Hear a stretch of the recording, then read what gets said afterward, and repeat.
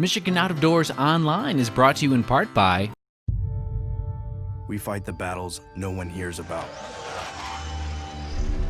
We drop into the middle of firefights to rescue others. And act as one-man air traffic control towers. We're the ones who go before all others.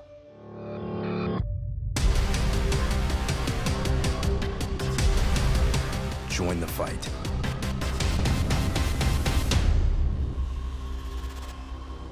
By Tri-County Logging.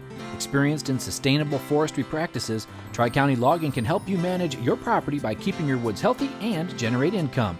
Serving southern and mid-Michigan for nearly 50 years, TriCountyLogging.com.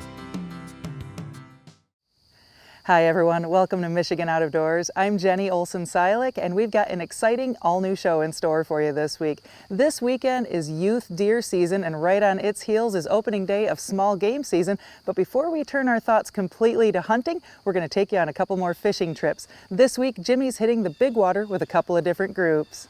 Well, that's right, Jenny. We do have a couple of different fishing stories on this week's show, one from the port of Pentwater and one from the port of Ludington, but they're really, both of them really more about the people on board than necessarily the fish that we caught. You won't want to miss that. We're also going to stop in and learn more about a proposed pheasant stamp and what that might mean here in the state of Michigan, and we're going to learn about some innovations in the world of crossbows. So lots of good stuff on this week's show. You stay tuned. I'm Jimmy Gretzinger. It's time for Michigan Out of Doors. From the first spring rains to the soft summer breeze, dancing on the pine forest floor, the autumn colors catch your eyes. Here come the crystal winter skies. It's Michigan, Michigan Out of Doors. What a beautiful day in the woods. Someday our children all will see this is their finest legacy, the wonder and the love of Michigan. As the wind comes whispering through the trees, the sweet smell of nature's in the air. From the Great Lakes to the quiet stream, shining like a sportsman's dream. It's a love of Michigan we all share. Michigan Out of Doors is presented by Country Smokehouse, a sportsman's meat processor and Michigan destination since 1988. Offers a variety of homemade smoked meats and Michigan-made products in-store and online. The Country Smokehouse features an outdoor barbecue and bar. Details at countrysmokehouse.com. Michigan's hunters and anglers are essential partners to the health of the state's wildlife and habitats. The Michigan Wildlife Council is dedicated to ensuring our hunting and fishing heritage and Michigan's natural resources are preserved for future generations. By Greenmark Equipment. Greenmark Equipment is a John Deere dealership network in southwest Michigan and northern Indiana. Greenmark provides sales and services to farmers, commercial businesses, large property owners, and homeowners. Information about pricing and products available can be found online at greenmarkequipment.com. DTE believes to lead, we have to do what's right. So we're tripling renewables and cutting carbon emissions in half over the next 10 years. DTE.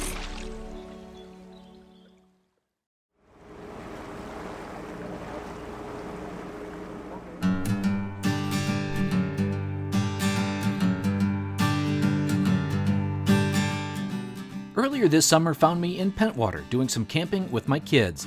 Well, I was lucky enough to meet Kurt Lucenort a week or so before our trip, and you know what? Turns out he's all about taking dads and kids out fishing. So here we were, trying to find some fish on a perfect August morning. Look at this. This is the temperature probe. Tells us how fast the water's going and the temperature, and it sends that right up to our fish hawk finder. We'll put this down to 40 feet. Kurt, what's our plan of attack here this morning? We're going to put out slide divers to get us down to 20 or 25 feet, and then we're going to put our downriggers down to 30 and 40 feet. And we're going to catch the ones that are staging in close right now, and then later we're going to go out deep and get the big ones. But right now we think they're in here feeding, and we want to take advantage of that while we can. Kurt is not a charter boat captain, but he takes folks fishing as much as he can. He is quite the guy and ran my boys through his setup today.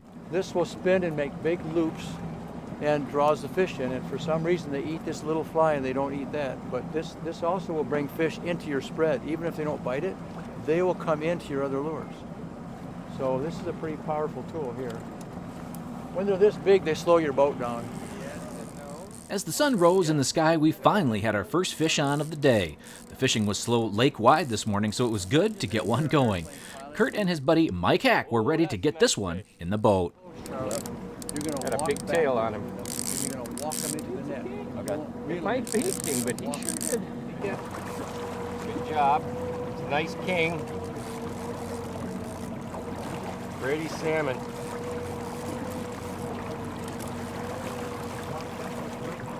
No. Yay! We have it. Good job, man. Good Beautiful job. fish. Beautiful fish. That is so cool. As big as the cooler. Look at that baby. Wow. Whoa! Wow! Ho, ho, ho. Woo! Oh my, let's get What a do you think picture of that, fellas? Holy cow. It's always fun for me to take my boys along when I can, and it's fun for me to watch them learn about how this kind of fishing works. Kurt was very good about teaching us why he was doing some of the things that he was doing. He says attending some seminars helped him become a much better angler, especially on tough days like today.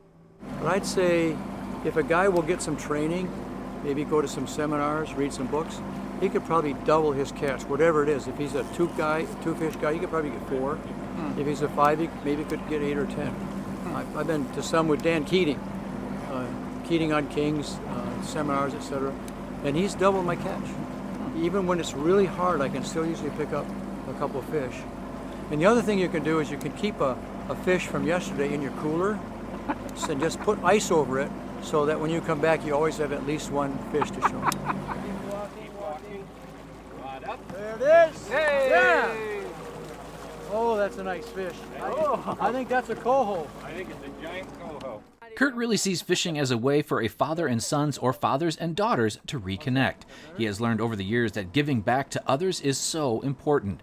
He may let you chip in for gas, but that's about it. He feels that this boat is a blessing he wants to share with others. This boat's called Fishin' Mission. And what's that mean? It means adventure with a purpose, that there's catching fish and there's catching people. There's catching fish and there's catching memories. And so this boat's all about that.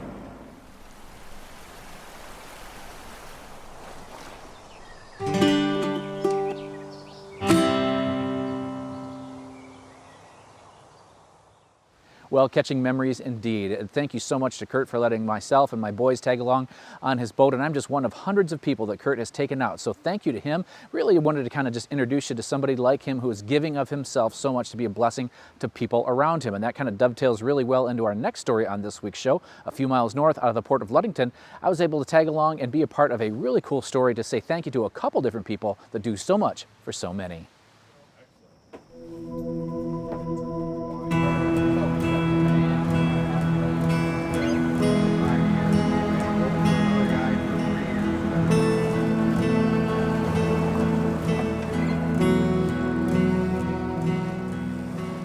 A few days after the Pentwater trip, I was back on the big lake for what had become a very early bite. We left the dock just after 5 a.m. because the fish had been very active early, then nothing later in the morning. Well before sunrise, we had our first fish on. Actually, it was a double. Jedediah Lab and his dad, Fred, were up first. I will tell you how this trip came together in a little bit, but the crew here on Hiatus Charters had made the right call about getting out here early. Well, it's been pretty much really good fishing the first thing, and then it really slows down. So we're trying to get as many bites as we can before it gets too light out. And are they deep, shallow? The fish are about 60 foot down. Okay. 45 to 60 foot. Most of our bites are coming. The thermal's right there, so cold water starts at about 60.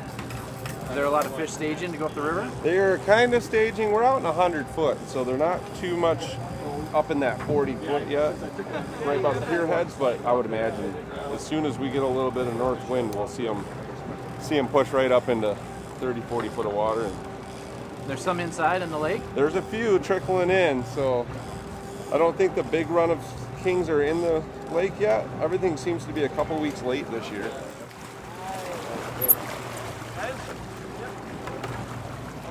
Thank you. Yo, nice one. That's a big fish. What do you say? That's pretty good right there. That's a good morning workout for sure. Yeah, that might be bigger than your car. Yeah. You think he's bigger than the carp? That's pretty cool right there. That's pretty cool. Wow. Nice job, boys. Thanks. Larry Fox was up next, and he was kind of the catalyst for making today happen, even though he didn't even realize it. It's kind of a long story, so I will let Fred tell you how this trip out on Lake Michigan all came together. Well, back in, I think it's February, we were blessed to have this guy come and speak at our church wild game dinner. And I'd never met him before. And it turned out that he was one of the best speakers, honestly, I've ever heard in all my years of ministry. He was this guy named Jimmy Betzinger, right? And he told this amazing story, and I mean that sincerely. He told this amazing story and blew everybody away. And I knew instantly that I needed to get to know this guy a little bit better. But Larry puts this wild game dinner on for our church, and for all these guys to show up. And as Jimmy's speaking, I'm looking around going, man, I hope Larry's hearing this. This is a great story. I hope Larry's hearing this. And I look back in the kitchen, and he's back there serving, and he's getting everything ready for everybody else. And he never did get to hear it, and never did get a chance to meet you. And I thought right then and there, I said, we got to figure out a way to connect the two of you. Matter of fact, as soon as the night was over, I talked with you about it. So we've been working on putting it together all this time. And I thought, then to be able to have my dad here and my son, and honestly, I'm 51 years old, and to know that my dad and Larry, they're two of the most gracious men I've ever met in my life. They care about meeting other people's needs more than themselves, and so to be able to put something together where they could come out and be able to enjoy themselves. And I don't know if you noticed, two guys that care about meeting other people's needs, the trip was kind of planned for them, and the first two fish, they didn't want any part of it. They wanted other people to do it, so that speaks exactly to their character. To see everyone on board catching such nice fish, it was pretty special. Each of the kings we had were all at about 20 pounds or bigger. Captain Micah said this fishing should only get better. Well, we're in about 120 foot right now, right off our shelf. We're fishing anywhere from 40 to 60 foot down. We do have one rod a little bit deeper, but the bites seem to be coming on 7 colors and 10 colors today. And what did will the fishing get better or worse over the next several weeks or months? Well, we've been hoping it's going to get better. So We'll see. We're still booked right up for a couple more weeks, and then we're hoping September is going to be a good month for us. Okay. Has there been a hot spoon or color or anything? Or flies, today we've been hitting them on plugs. We did have a couple hot spoons for moonshine. They haven't seemed to go today. The raspberry carbon's been good, and then the crab face has been good. But today they're hitting number 3 silver horde plugs, and I think we've had 1 spoon bite today. Okay, and any meat rigs out there? We don't have any meat out today. We've had 1 rotator and fly bite. That was a Kevin's girlfriend with a pickled sunshine fly. And that might be our only rotator out other than our paddle on the chute that hasn't gone. One more crank, one more down. One more. Back up a step, Jenny. Got it. There we go. Nice fish, buddy. Right. Whoa. Nice one. Yeah, hey, look at me. How do you feel? Tired. Well, how was that fight there, young man? Tiring, but it's fun. Tiring. Good job. That was a long fight. Yeah. What's that one called? That's a Dreamweaver Wonder Bread glow plug. Nice. So the rest of the story as to why I wanted to help Fred make a nice day for Larry, as did the crew here from Hiatus Charters, is because Larry is a cancer survivor of the very same cancer that took my wife a few years back. The reason I got to know Larry is I didn't know him at first, and I got called, truthfully, I got called 10 years ago, 11 years ago, Larry, 12 years ago, to meet with him and help plan his funeral. Larry's a pancreatic cancer survivor. That's how I got to know Larry. And I had no idea that around age 40 that God would give me one of my best friends. I thought that I'd already had my best friends. So I got to watch him go through that journey together, and since then I've watched him with so many other people that have struggled with it. He's reached out to them, and he's, in whatever way he could to help them, he does. So, but no, to be able to spend time with him, he's such a great servant at our church, and I'm just blessed to have him and Deb as friends of Mariah and I, and then, like I say, to have my father and to have my son here today. This truly is an absolute blessing. Absolute blessing. That is kind of the theme for this week's 2 fishing stories. Our trip out of Pentwater was really a chance to meet a guy who just wants to give to those around him. On this trip out of Ludington, we had a pastor who wanted to say thanks to a good friend who does so much for others. Micah, Adam, and Ryan wanted to donate their time and give out of the goodness of their heart to help this trip happen as well. With so much negativity in the world today, it's people like we got to fish with the past few weeks who remind me, and hopefully remind you, there are so many good folks out there. Sometimes you just need to look for the good, and maybe this will inspire you to not only look for the good, but be the good for someone else. Here in Michigan's Out of Doors. Well, special thanks to everyone that made those stories possible. What we're going to do now is learn a little bit more about a proposed pheasant stamp here in the state of Michigan and what that may look like if you're an upland hunter. This past fall, the first year of a proposed 2-year pheasant hunting initiative got underway. It was geared at letting out thousands of pheasants on state hunting property. The releases and the hunting on the 11 different properties was a huge success. The feedback that we had from hunters was just great. They had the best times. And the parking lots at these state game areas, there was 11 of them. In the past years, they looked like ghost towns, and last year they were packed full of cars with people hunting. And everybody, if they got a bird or not, it was like a big family get-together. After the hunt, nobody wanted to leave the parking lot. They was having so much fun. They were showing the guns, they were showing the dogs and the birds they harvested. And the age of people coming out hunting was from little kids up to 83 years old. We had approximately 3,000 hunters come out and hunt the 6,000 pheasants that were released. They spent 12,000 man days out there chasing these pheasants, which is a huge accomplishment. In the state of Michigan, without the released birds on various preserves, they may harvest 20,000 pheasants a year. With our one release that we did in 2019, they harvested 5,000 pheasants. In other words, they increased the total harvest of pheasants on state property 25% with our one little initiative that we accomplished last year. That shows the success that's possible. And the unfortunate thing is we lost our funding for 2020. The only way that we can keep this program going, and we feel it's so important to keep it going, is through the pheasant stamp.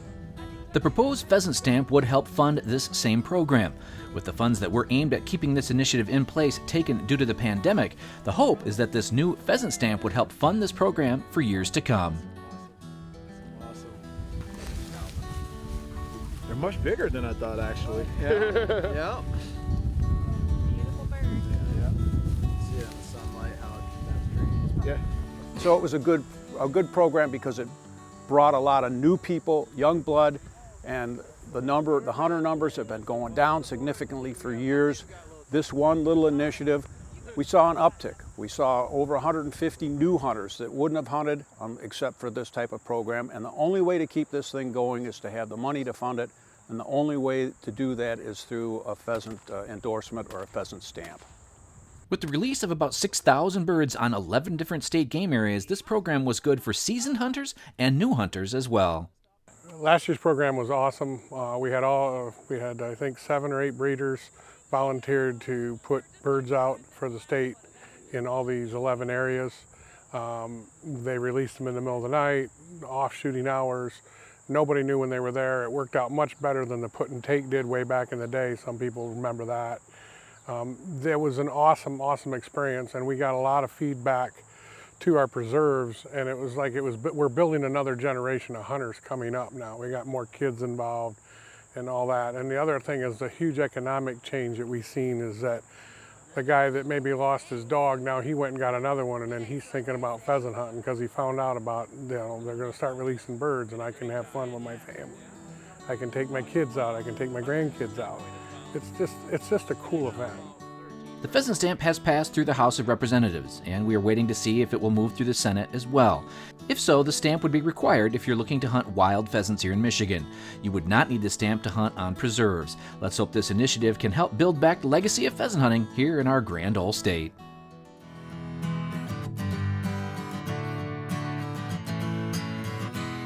Well, hey everybody, we are here today with Mike Bergeron from 10 Point, and they have got a really cool new system, this AccuSlide.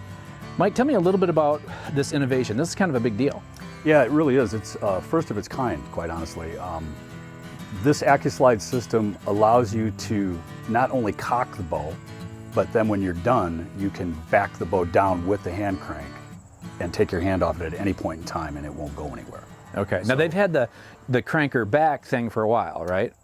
Yes, the built-in crank mechanisms or rope cockers or the add-on versions are available for almost every crossbow. Okay. But none of them can safely decock, because when you try to back them down, you're holding all the weight from the string on that handle, and if it slips out of your hand, it's a really dangerous deal. It breaks your hand, breaks the bow. Well, I know from hunting with a crossbow, it's really the worst part about it is getting back to the truck and unloading that into the ground or a target, but so this thing does it for you. So kind of walk us through how does it actually work? So the first thing we're going to want to do when we shoot it is release the trigger out of the trigger box, and to do that, you just flip this lever. And then this thing will come down and goes down to the string. So we just check it out. Okay. It locks right on there. You can hear it lock. Then we take the hand crank and we put it in to the receiver right here. Now this thing goes in like a socket wrench. Oh. So that once it's in there, it doesn't come out on accident. It's locked in until you press the button. So we're going to put this in, and then this will extend so it gives you a little less pressure, and then we're just going to crank this up. Now you can hear already that this thing makes zero noise. Oh my. Now, and just like any other crank, you can stop at any point in time. Now you used to not be able to do that. Yeah, well a regular crank can, because there's a pawl in that gear, right? This is really a pawless system is what this is, and there's a brake built into it, which is the ingenious part of it. Okay. So we're going to bring this up, and the one thing about this system is, for other bows, sometimes there's really no indicator to tell you when you're all the way back, so they put a clutch in the crank, so that you shouldn't overcrank them too much. This one will give you a visual and an audio on when it's locked in the trigger box. Okay. So we're going to bring this back until we hear the click and watch this little trigger box move. Now we're in.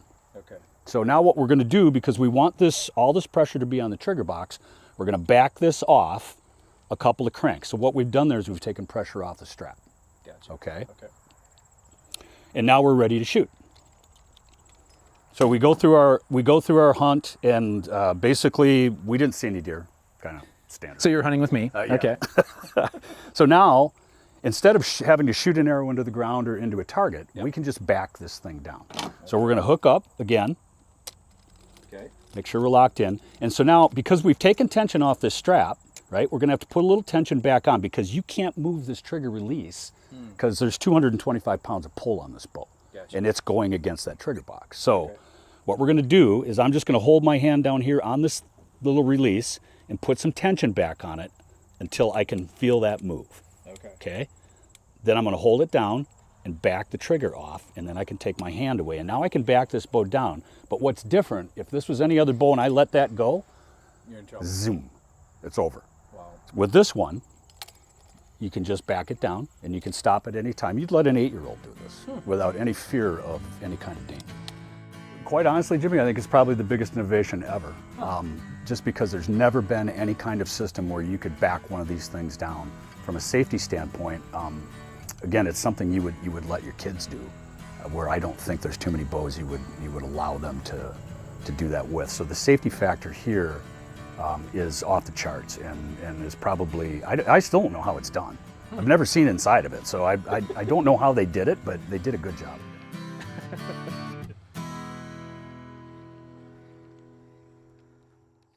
Thanks for joining us this week for Michigan Out of Doors. Make sure you join us in upcoming weeks. Next week, we're going to take a look at what happened on the first segment of the early elk season in the North Woods.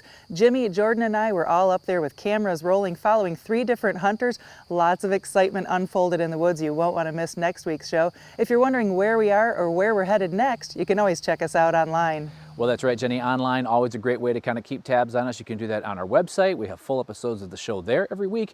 We're also on most of the social media sites if you want to check us out. And if you're ever on YouTube, you can subscribe to our channel there and get an email every time we post something new. Lots of good stuff coming over the next several weeks. Good luck to all of you that will be out on the youth deer hunt this upcoming weekend. For you waterfowlers that are out there, good luck. We're going to have our elk hunt on next week's show. So lots of good stuff happening around the state of Michigan right now. And if we don't see you in the woods or on the water, hopefully we'll see you right back here next week on your PBS station. Michigan Out of Doors is presented by. Do you dream of somewhere bigger than your backyard? you can get there with Greenstone. Whether you want to hunt, fish, hike, or just watch the sunset, we're ready to help you own your place in the great outdoors. To learn more, visit greenstonefcs.com. WorkingPerson.com. From the factory floor to the job site and into the field, WorkingPerson.com supplies work boots and shoes, workwear, safety gear, and more for individuals or outfitting your whole team. Learn more at WorkingPerson.com. By G5 Outdoors, makers of the Quest and Prime bows, manufactured and designed in Memphis, Michigan. G5 offers a line of archery bows, broadheads, and accessories on the web at g5outdoors.com. DTE believes to lead, we have to do what's right. So we're tripling renewables and cutting carbon emissions in half over the next 10 years. DTE. Closed captioning provided by Marvo Mineral, makers of Lucky Buck, deer management products including minerals to supplement deer diets year-round to improve health and antler growth. When I wander far away, a dream stays with me night and day. It's the road that leads to my home state. I am a Michigan man. Changing seasons paint the scene like rainbow trout in a hidden stream. The white-tailed deer in the tall pine trees. I am a Michigan man. I am a Michigan man. Ask where I'm from and I'll show you my hands. Lord above, I love this land. I am a Michigan man. From the Keweenaw down to St. Joe, Kalamazoo, east to Monroe, to St. Marie and back again. I am a Michigan man. I am a Michigan man. Ask where I'm from and I'll show you my hands. Lord above, I love this land. I am a Michigan man.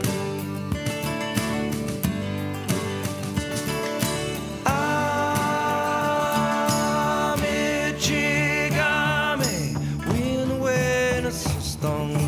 I say I'm say when in wegam when manani I'm not my Anishinaabe. Anishinaabe.